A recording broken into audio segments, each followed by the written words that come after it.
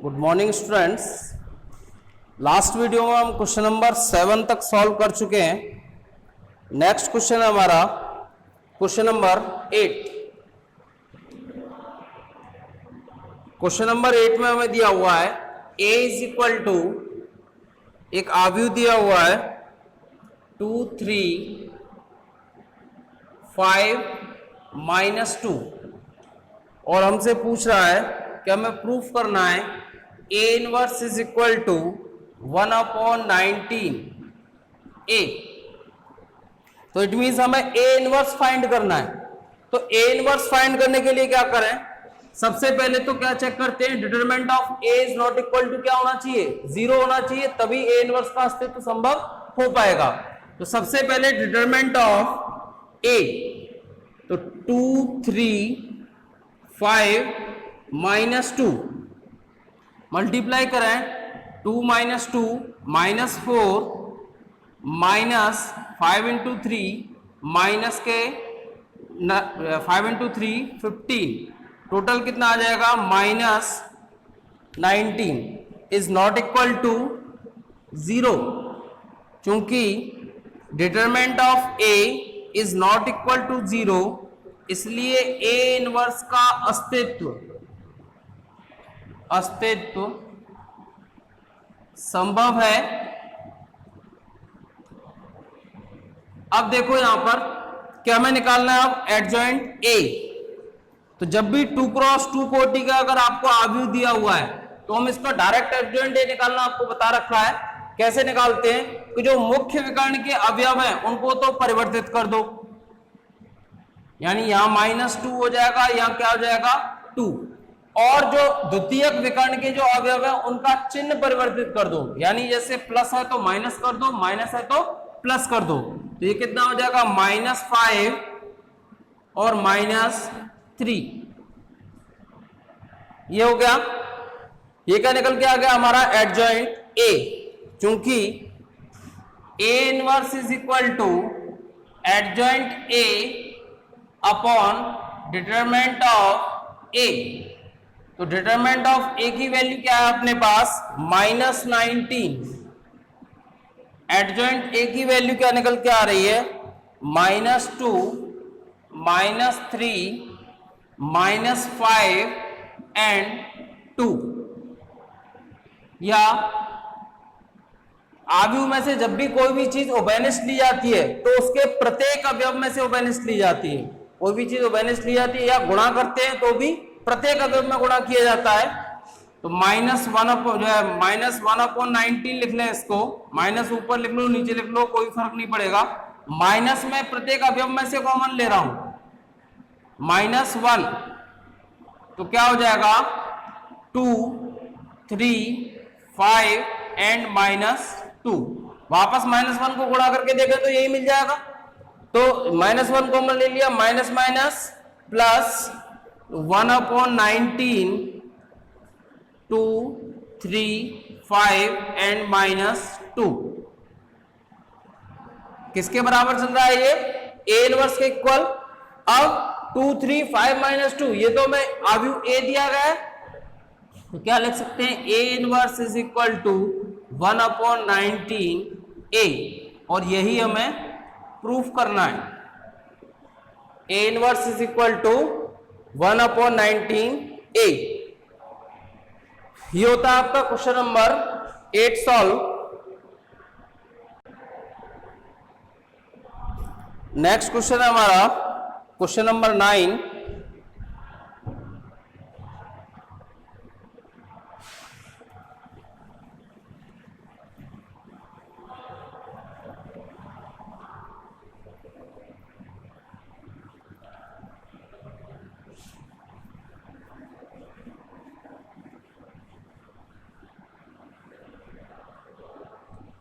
Question number 9 में क्या दिया हुआ है, a इज इक्वल टू 133 143 134, और हमसे कह रहा है इसमें कि पहले तो a इनवर्स ज्ञात कीजिए। तो ए इनवर्स ज्ञात करना है, तो सबसे पहले क्या करेंगे हम, डिटरमिनेंट ऑफ ए चेक करें। 1 3 3 1 4 3 1 3 4, प्रसार करें इसका 1, ये पंक्ति छोड़ दें, ये स्तंभ 16 माइनस 9,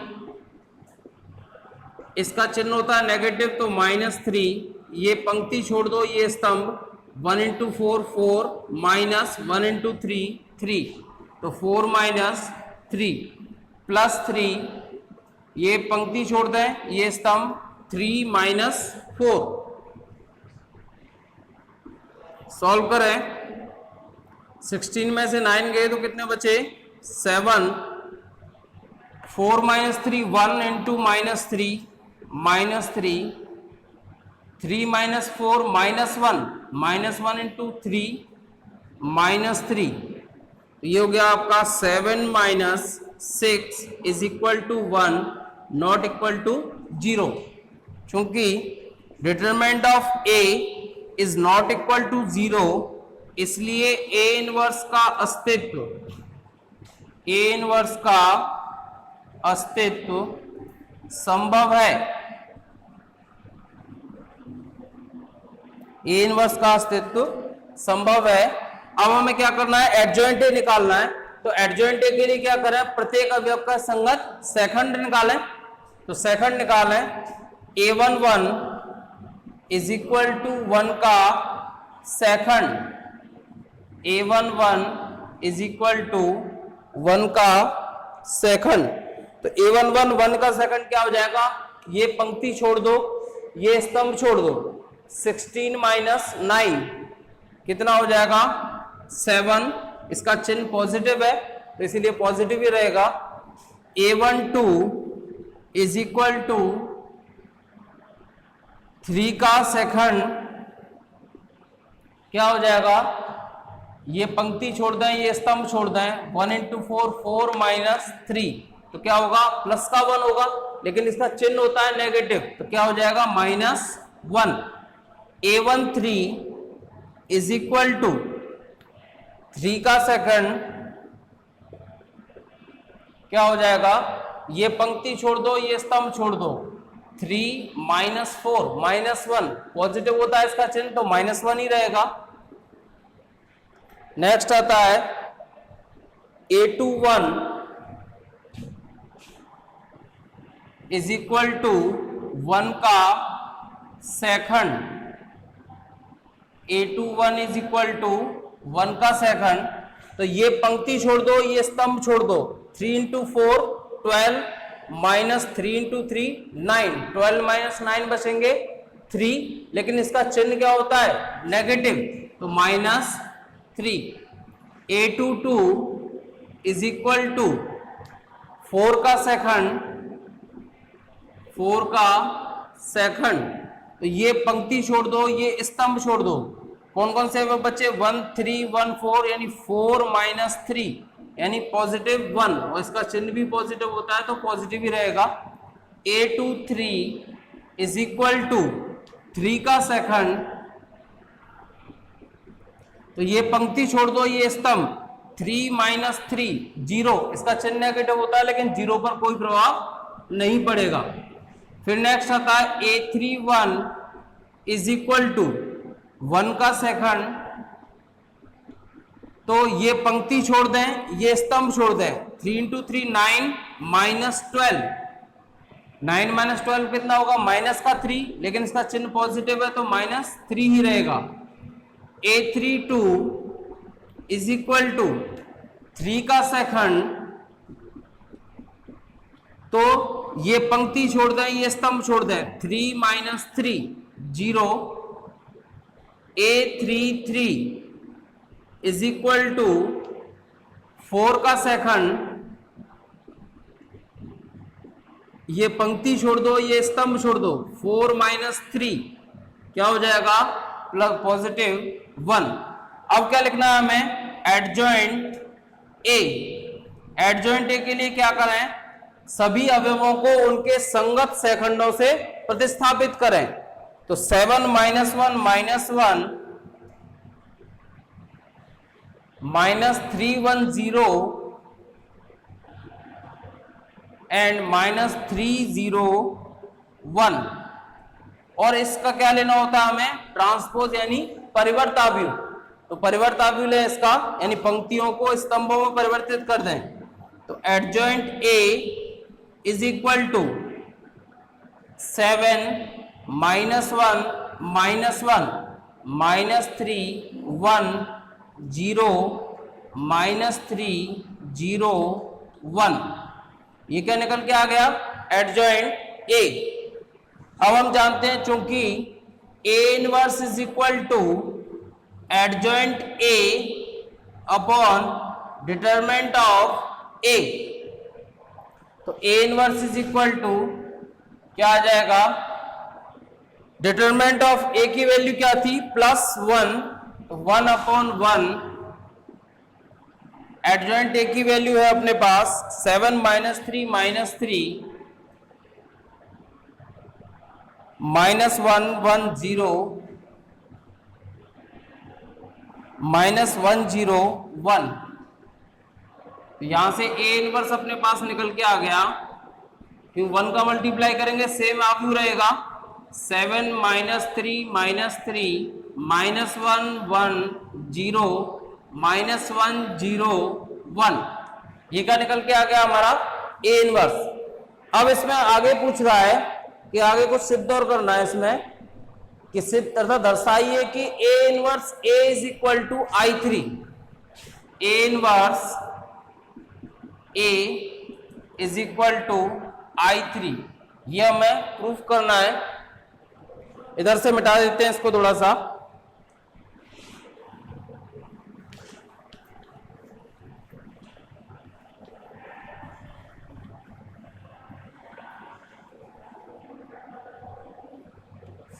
ए इनवर्स LHS ले लेते हैं। A inverse A is equal to, A inverse की वैल्यू कितनी है, 7 -3 -3 -1 1 0 -1 0 1। ये तो ए इनवर्स की वैल्यू है।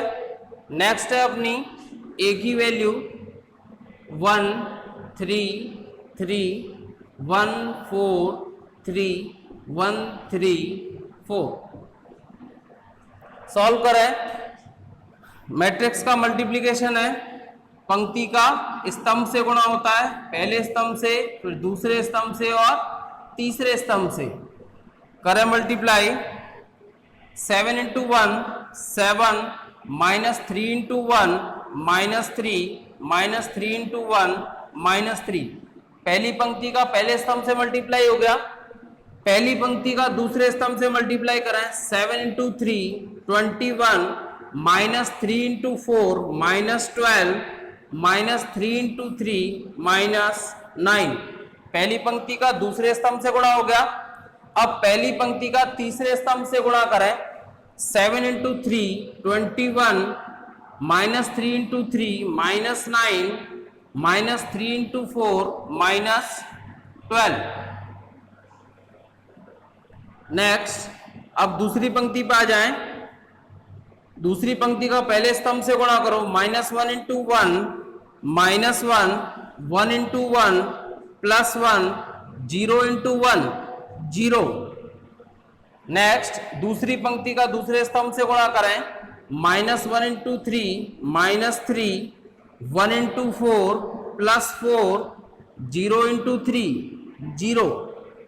अब दूसरी पंक्ति का तीसरे स्तंभ से गुणा करें, -1 × 3 -3 +1 × 3 +3 एंड 0 × 4 0। अब किस पर आ जाएं, तीसरी पंक्ति पर। तीसरी पंक्ति में पहले स्तंभ से गुणा करें, तो -1 × 1 -1 0 × 1 0 1 × 1 +1। नेक्स्ट, तीसरी पंक्ति का दूसरे स्तंभ से गुणा करें, तो -1 × 3 -3 0 × 4 0 1 इंटू 3 प्लस 3, फिर तीसरी पंक्ति का तीसरे स्तंभ से गुणा करें तो -1 इंटू 3 -3, 0 इंटू 3 0, 1 इंटू 4 4। अब सॉल्व करें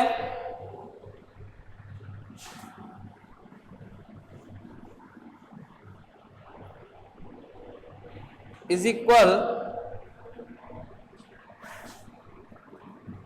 ये देखो -3 और -3 कितने हो गए, -6, 7 -6 प्लस का 1, यहां देखो -12 और -9 हो गए, माइनस के 21 और प्लस के 21, 0,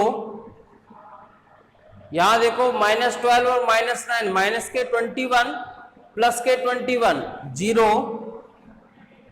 -1 प्लस 1 0, -3 प्लस 4 प्लस का 1, -3 plus 3 0, -1 plus 1 0, -3 plus 3 0, -3 plus 4 plus 1।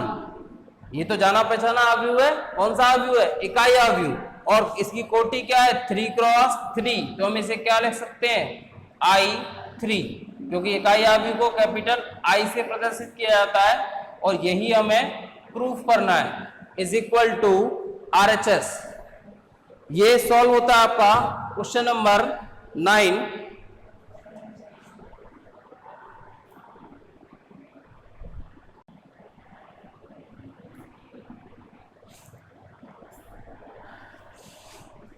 Next question है आपका question number 10। Question number 10 same as it is question number 7 की तरह है। क्वेश्चन नंबर 10 क्वेश्चन नंबर 7 की तरह सॉल्व करें, और अगर कोई प्रॉब्लम होती है तो पर्सनली कॉल करके या मैसेज में मेरे को पर्सनली छोड़ सकते हो आप, मैं नेक्स्ट वीडियो में उसका सॉल्यूशन दे दूंगा आपको। नेक्स्ट क्वेश्चन नंबर 11, आपको आव्यूह सिद्धांत का प्रयोग करके, हम पहले काफी सारे क्वेश्चंस कर चुके हैं इसके, आव्यूह सिद्धांत का प्रयोग करके रैखिक समीकरण निकाय को हल करना ax = b के रूप में, जहां आव्यूह a होता है आपका एक्स वाई जेड जो चर राशियां हैं उनके गुणांकों से बनने वाला आव्यूह, x है आपका चर राशियों से बनने वाला आव्यूह, और b है अचर राशियों से बनने वाला आव्यूह। तो उस तरीके से आप क्वेश्चन नंबर 11 भी सॉल्व कर सकते हो। नेक्स्ट है क्वेश्चन नंबर 12। क्वेश्चन नंबर 12, त्रिभुज का क्षेत्रफल, सिंपल क्वेश्चन है। फर्स्ट लेता हूं, इसका एक पार्ट करा देते हैं आपको। a = 3 बिंदु दिए हुए हैं, -3, 5, b 3, -6 और c है 7, 2। दिए शीर्षों के लिए त्रिभुज ABC का क्षेत्रफल ज्ञात कीजिए।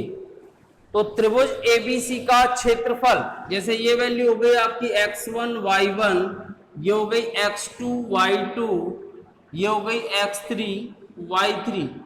तो त्रिभुज ABC का क्षेत्रफल क्या होता है, 1/2 determinant of x1 y1 1, x2 y2 1, x3 y3 1, या 1/2 x1 y1 की वैल्यू -3 5 1, x2 y2 की वैल्यू 3 -6 1, x3 y3 की वैल्यू 7 2 1।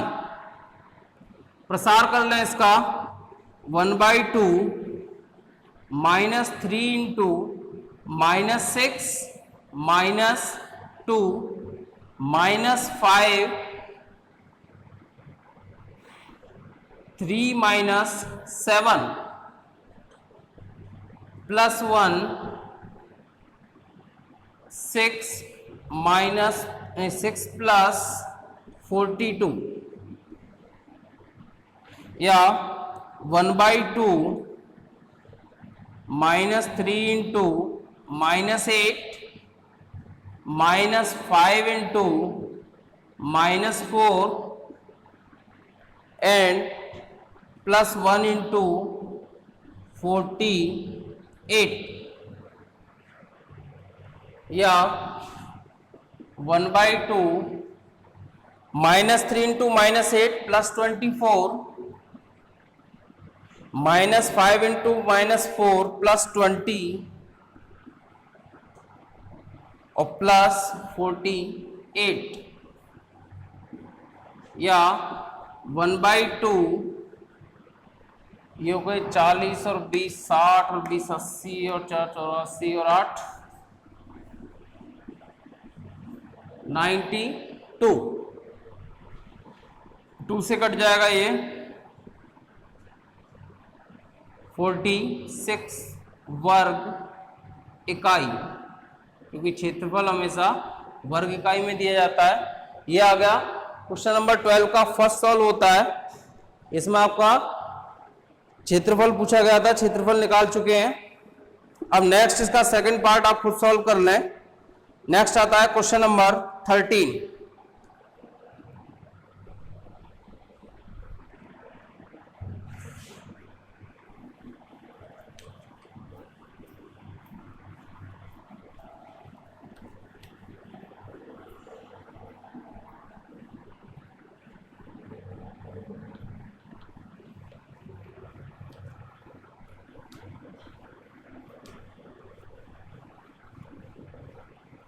क्वेश्चन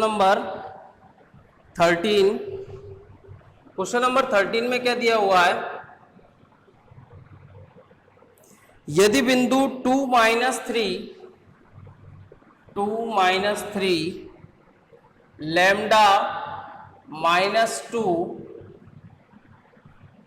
एंड 0.5 संरेख हो तो लैम्डा का मान ज्ञात कीजिए। संरेख का मतलब एक ही रेखा में हो, एक ही रेखा में हो तो इसका मतलब उनसे बनने कोई त्रिभुज तो बनेगा नहीं।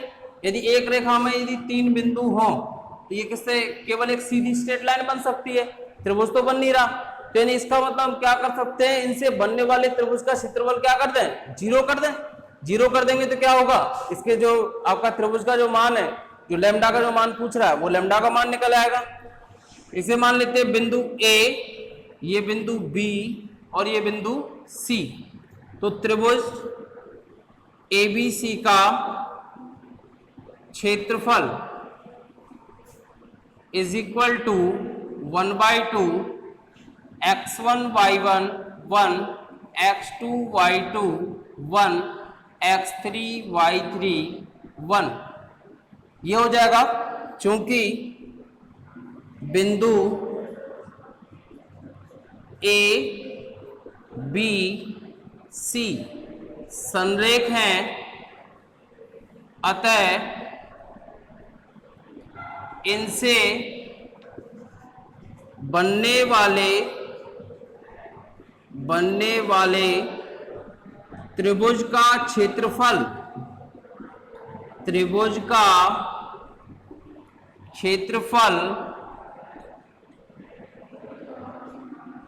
शून्य होगा। त्रिभुज का क्षेत्रफल शून्य होगा, अर्थात 1/2 x1 y1 1 x2 y2 1 x3 y3 1 is equal to 0। ये आपका x1 y1 हो गया, ये x2 y2 हो गया, ये x3 y3 हो गया। तो x1 y1 1 x2 y2 1 x3 y3 1 is equal to 0। ये 1/2 को 0 में भेज दिया। अब इनकी वैल्यूज रख दो। x1 y1 की वैल्यू है 2 - 3 1, x2 y2 की वैल्यू है लैम्डा -2 1, x3 y3 की वैल्यू है 0 5 1 इज इक्वल टू 0। प्रसार करें इसका 2 इंटू -2 -5, ये इसका चिन्ह नेगेटिव होता है तो पॉजिटिव हो गया, +3 lambda -0 +1 5 lambda -0 is equal to 0। ये देखो -2 एंड -5 हो गए -7, -7 into 2 -14 plus 3 lambda plus 5 lambda is equal to 0।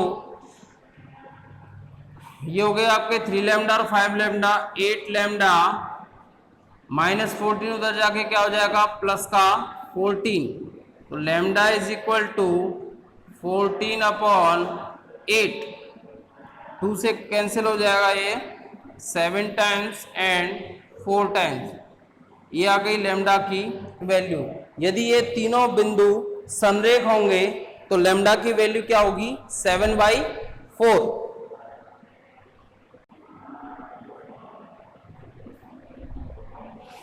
Next question है हमारा क्वेश्चन नंबर 14।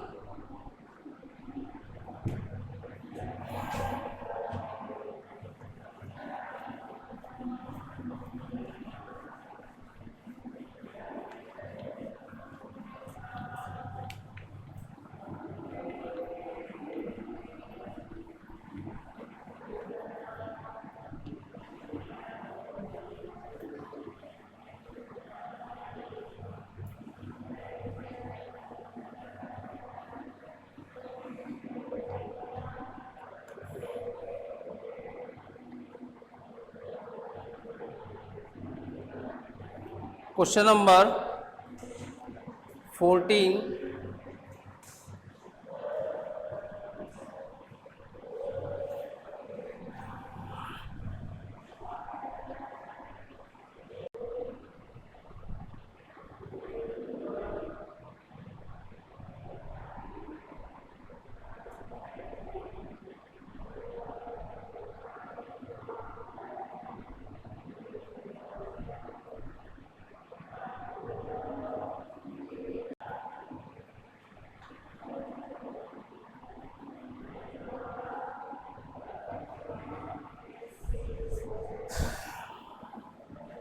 नेक्स्ट क्वेश्चन है क्वेश्चन नंबर 14। आव्यूह ए ज्ञात कीजिए जबकि 1 2 2 3 into A into 4 7 3 5 is equal to 1 0 0 1। तो हम LHS ले लेते हैं इसमें से।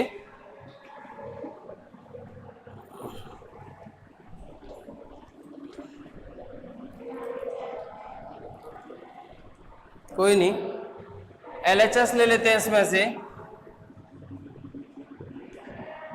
1 2 2 3 A 4 7 3 5। माना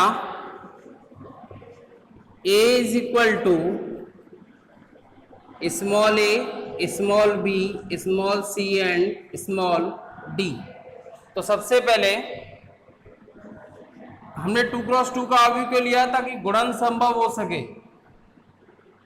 1 2 2 3 multiply by a b c d multiply by 4 7 3 5। Multiply करें पहली पंक्ति का पहले स्तंभ से फिर दूसरे स्तंभ से, तो करें मल्टीप्लाई 1 इंटू ए 2 इंटू सी प्लस 2c। पहली पंक्ति का दूसरे स्तंभ से मल्टीप्लाई करें तो 1 into B, B 2 into D, 2d। फिर दूसरी पंक्ति पे आ जाए, दूसरी पंक्ति का पहले स्तंभ से करें 2 इंटू ए, 2a, 3 इंटू सी, 3c। दूसरी पंक्ति का दूसरे स्तंभ से मल्टीप्लाई करें 2 into B, 2b plus 3 into D, 3d multiply by 4, 7, 3, 5। अब क्या करना है, वापस से मल्टीप्लाई करना है, यानी अब ये पहली पंक्ति हो गई, पहला स्तंभ ये हो गया और दूसरा स्तंभ ये हो गया, तो इसको मल्टीप्लाई करना है इससे। तो सबसे पहले पहली पंक्ति का पहले स्तंभ से मल्टीप्लाई करें तो a प्लस 2c इंटू 4 यानी 4a प्लस 8c, इसको मल्टीप्लाई करें 3 से प्लस 3b प्लस 6d। पहली पंक्ति का पहले स्तंभ से गुणा हुआ है अभी। अब पहली पंक्ति का दूसरे स्तंभ से गुणा करें तो 7 इंटू ए प्लस 2c, तो 7a प्लस 14c। फिर 5 से मल्टीप्लाई करें तो 5b प्लस 10d। 5 से इसको मल्टीप्लाई किया यानी पहली पंक्ति का दोनों स्तंभ से मल्टीप्लाई हो गया। अब दूसरी पंक्ति का करें, ये दूसरी पंक्ति है हमारे पास, इसका पहले स्तंभ से यानी 2a प्लस 3c किससे मल्टीप्लाई होगा, 4 से, तो ये हो गया 8a प्लस 12c। अब 3 से इसको मल्टीप्लाई करें तो 6b प्लस 9d। अब ये हो गया दूसरी पंक्ति का पहले स्तंभ से मल्टीप्लाई। अब दूसरी पंक्ति का दूसरे स्तंभ से मल्टीप्लाई करो तो 7 इंटू 2a यानी 14a, 7 इंटू 3 21c। 5 से मल्टीप्लाई करें इसको तो 10b प्लस 15d। अब ये तीनों का मल्टीप्लाई हो गया, ए बी सी डी सब में ABCD आ रहे हैं और इधर आपको LHS दिया हुआ है और कुछ सॉल्व हो नहीं रहा है इसमें, क्योंकि LHS is equal to RHS ये दिया हुआ है। तो हम क्या लिखते हैं इसके बराबर में, 4a plus 8c plus 3b plus 6d, 7a plus 5b या 14c लिख दो, 14c plus 5b plus 10d। 8a plus 12c, 8a plus 12c plus 6b plus 9d। ये हो गया 14a plus 21c plus 10b plus 15d is equal to 1001। अब देखो दोनों अवयवों की कोटियां समान है, दो पंक्ति हैं और दो ही क्या है, स्तंभ है। यहां भी दो पंक्ति और दो स्तंभ है, तो कोटियां समान है और बराबर दिए गए हैं। तो कोटियां समान है तो बराबर दिए गए, तो क्या करें, दोनों अवयवों को संगत अवयवों को बराबर कर दें। तो करें संगत अवयवों को बराबर, तो 4a plus 8c plus 3b plus 6d is equal to 1। 4a plus 8c plus 3b plus 6d is equal to 1। 7a plus 14c plus 5b plus 10d is equal to 0, 8a plus 12c plus 6b plus 9d is equal to 0 and 14a plus 21c plus 10b plus 15d is equal to 1। अब देखो अपने पास 4 equation है और 4 ही unknown है। 4 equation और 4 ही क्या है, unknown है। तो 4 इक्वेशन से 4 अननोन की वैल्यू आसानी से आ सकती है। कैसे निकालनी है, यहां देखो a और c, 4a plus 8c, 4 common लेंगे तो यहां पर बचेगा आपका a प्लस 2c और a प्लस 2c, ये रहा आपका, यहाँ 7 कॉमन लें तो a प्लस 2c यहां भी मिल जाएगा। तो इसके इम्प्लाइज दैट मैं क्या लिख सकता हूं, 4 common a plus 2c plus 3b plus 6d is equal to 1। इसे इम्प्लाइज दैट में क्या लिख सकते हैं, यहां 7 कॉमन लो, 7 कॉमन लिया, a plus 2c plus 5b plus 10d is equal to 0। अब देखो इधर, यहां से 7a plus 2c is equal to minus 5b minus 10d या a plus 2c is equal to 1/7 minus 5b minus 10d। अब देखो a plus 2c की value यहां रख सकते हैं, तो ये पूरी इक्वेशन किस में कन्वर्ट हो जाएगी, b और d में। ये इक्वेशन ऐसे ही हम दूसरी इक्वेशन को भी b और d में कन्वर्ट करेंगे और फिर उससे क्या करेंगे, दोनों b और d की वैल्यूज आ जाएंगी।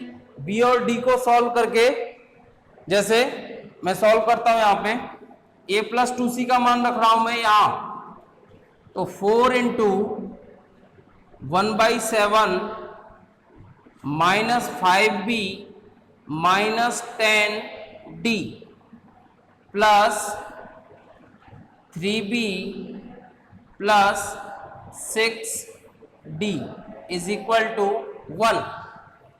सॉल्व करें इसको, 4/7, ऐसा करो 7 से मल्टीप्लाई कर दो और 4 से इधर मल्टीप्लाई कर दो, तो माइनस के 20b माइनस 40d, 7 से इधर मल्टीप्लाई करो, उधर भी 7 को भेज दो, तो प्लस के 21b plus 42d is equal to 7।